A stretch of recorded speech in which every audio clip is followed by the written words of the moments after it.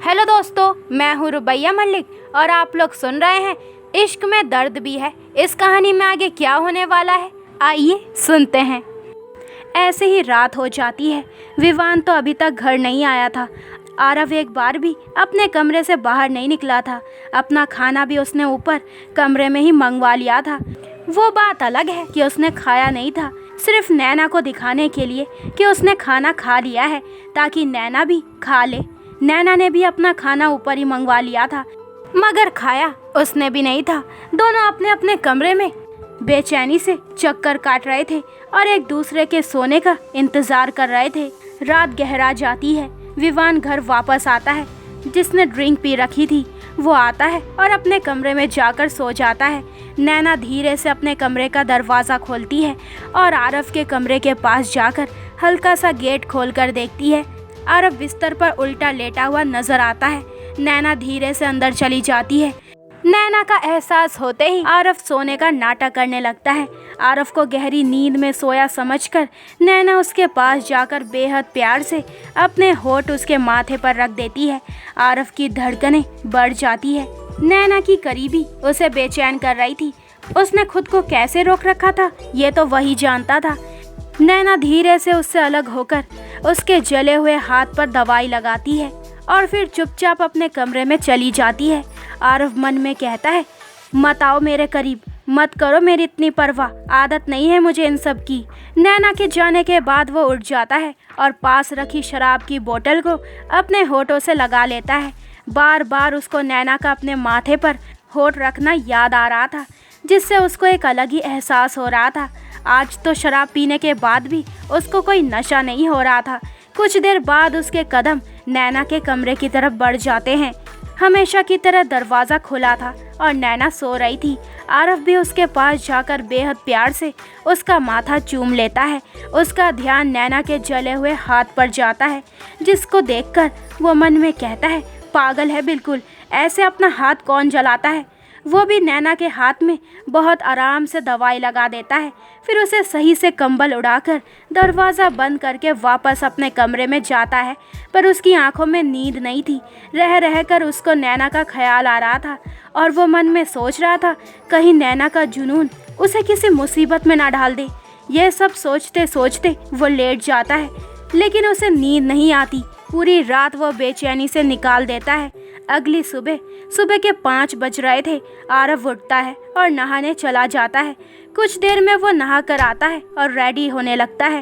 वो ज़्यादातर shirt black colour का ही पहनता है। इस वक्त भी वो कपड़े पहनकर पूरा तैयार था। विवान के फ़ोन पर एक मैसेज सेंड कर वो कमरे से बाहर निकलता है। नजरें ना चाहते हुए भी नैना के कमरे पर चली ही जाती है। दिल नैना को देखने के लिए बगावत पर उतर आया था। वो धीरे से नैना के कमरे का दरवाज़ा खोलता है। नैना गहरी नींद में थी। उसके रेशमी बाल चेहरे पर आ रहे थे, जिसमें वो बहुत ही प्यारी लग रही थी। आरव अंदर चला जाता है और नैना के चेहरे पर आ रहे बालों को पीछे कर देता है और मन में कहता है, जानता हूँ तुम पीछे नहीं हटोगी, इसलिए अब मुझे ही तुमसे दूर रहना होगा। मैं जो करने जा रहा हूँ वही हम दोनों के लिए सही होगा। वैसे भी मैं अपने मकसद के बहुत करीब हूँ। बहुत इंतज़ार किया है मैंने उस रॉय की बर्बादी का। अब इतने करीब आकर मैं पीछे नहीं हट सकता। वो जी भरकर नैना को देखता है और फिर घर से निकल जाता है। जाने से पहले वो माधव को कुछ समझाता है और चला जाता है। सुबह 7 बजे नैना की आंखें खुलती है। वो अंगड़ाई लेते हुए उठती है। घड़ी में टाइम देखते ही वो खुद से कहती है, अभी तक तो आरव जी सो रहे होंगे। ऐसे करती हूँ, पहले नहा लेती हूँ, फिर उन्हें जगाऊंगी। ये सोचते हुए वो नहाने के लिए चली जाती है। विवान भी उठ जाता है। वो उठता है और सबसे पहले अपना फ़ोन चेक करता है। आरव का मैसेज पढ़ने के बाद वो भी उठकर नहाने के लिए चला जाता है। नैना नहाकर बाहर आती है। ब्लू कलर का अनारकली सूट में वो बहुत ही प्यारी लग रही थी। अपने बालों को बांधते हुए वो अपने कमरे से बाहर जाती है तो देखती है कि सामने आरव के कमरे का दरवाज़ा खुला हुआ था। नैना मन में कहती है, आज जल्दी उठ गए क्या। वो धड़कते दिल के साथ अंदर चली जाती है, पर आरव वहाँ होता तो उसे नजर आता ना। वो बालकनी में भी देखती है पर कोई फ़ायदा नहीं। शायद नीचे होंगे। ये सोचकर वो नीचे की तरफ भागती है। वो जल्दी जल्दी सीढ़ियाँ उतर रही थी। ठीक उसी वक्त विवान भी अपने कमरे से बाहर आता है। नैना उससे टकराते टकराते बचती है। विवान उसकी तरफ घूर कर देखता है। नैना तुरंत अपनी नजरें झुका लेती है। विवान उसे घूरकर घर से बाहर चला जाता है। उसके जाते ही नैना राहत की सांस लेती। फिर वो इधर उधर नजरें घुमाकर आरव को ढूंढती है। फिर वो बाहर गार्डन में जाकर देखती है और आरव को वहां ना पाकर उसका चेहरा लटक जाता है। वो जल्दी से माधव के पास किचन में जाती है। नैना कहती है, भैया आरव जी कहाँ हैं? माधव अपना काम करते हुए कहता है, वो तो सुबह जल्दी ही चले गए। नैना का दिल बुरी तरीके से टूट जाता है। बस एक आंसू नहीं बहते उसके, बाकी कोई कमी नहीं थी।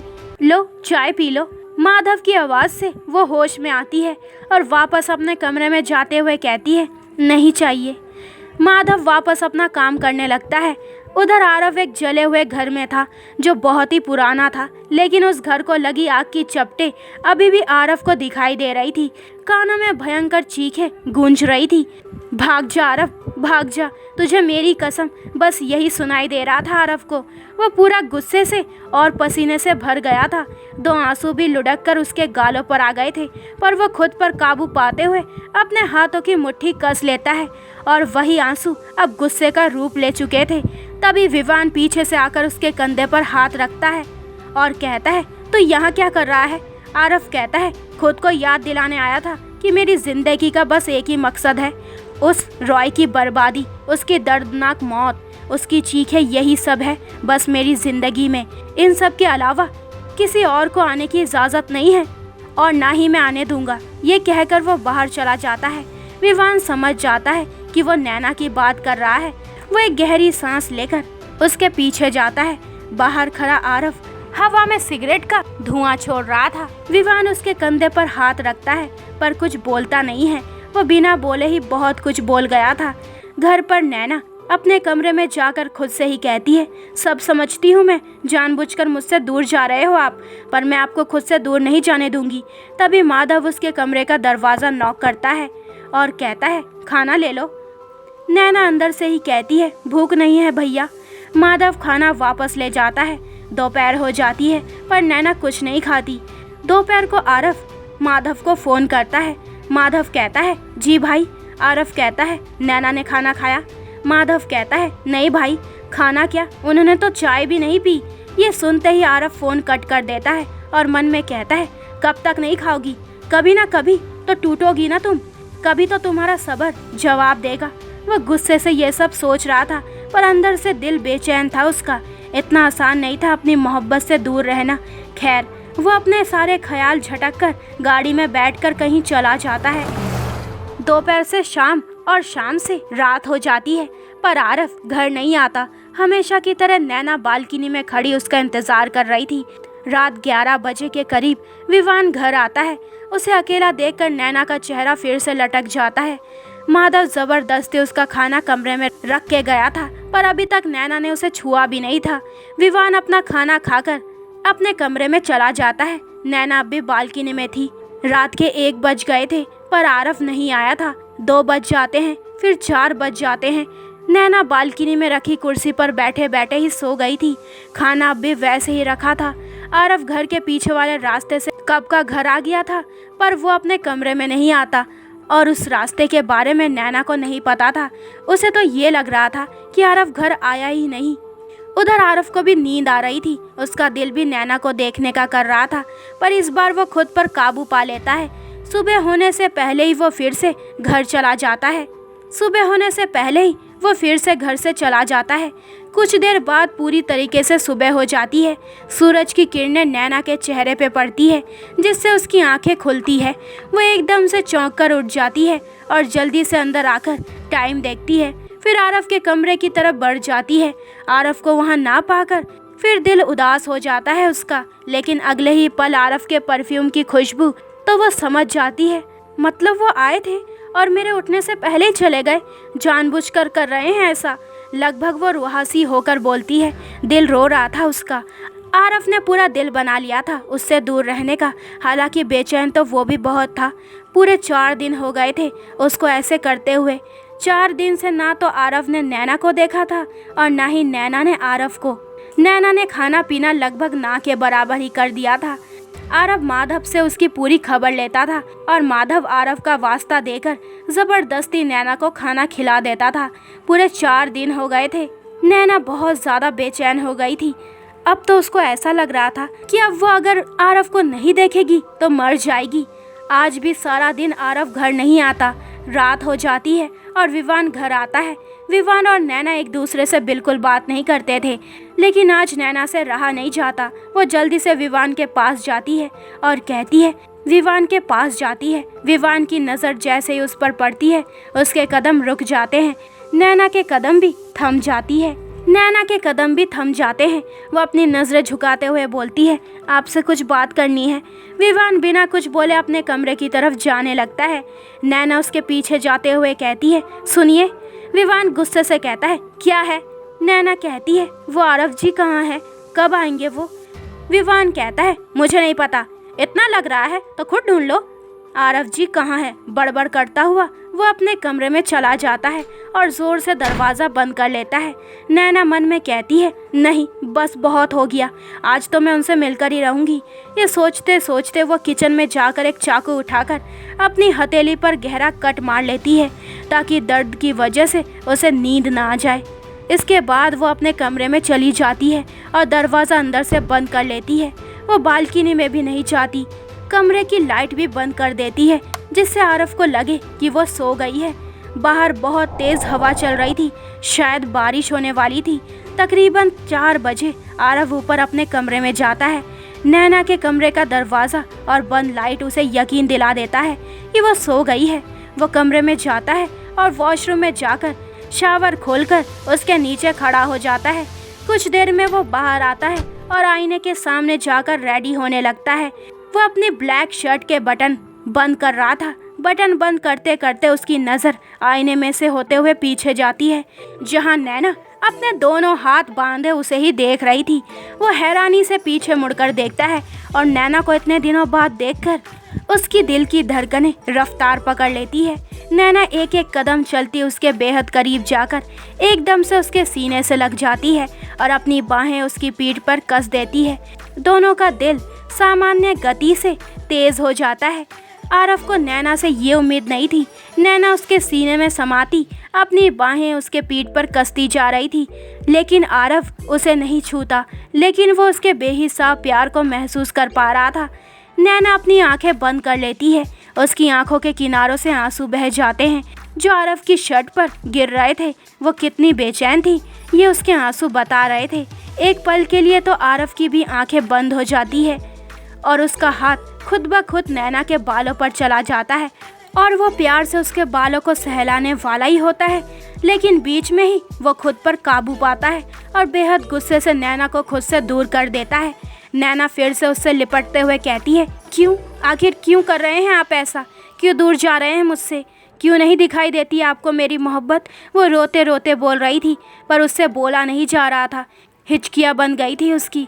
आरव से उसकी हालत देखी नहीं जा रही थी। दिल रो रहा था उसका भी। उसका दिल कर रहा था कि कसकर नैना को अपने सीने से लगा ले ताकि उसके कलेजे को भी ठंडक मिल जाए। नैना रोते हुए बोलती है, बोलिए ना, जवाब दीजिए, क्या मिल रहा है? हम दोनों को तकलीफ देकर जानबूझकर कर रहे हैं ना आप? आरव जो कुछ बोल नहीं रहा था मन में कह रहा था, क्या कर रहा है आरव? ये वक्त कमज़ोर पड़ने का नहीं है।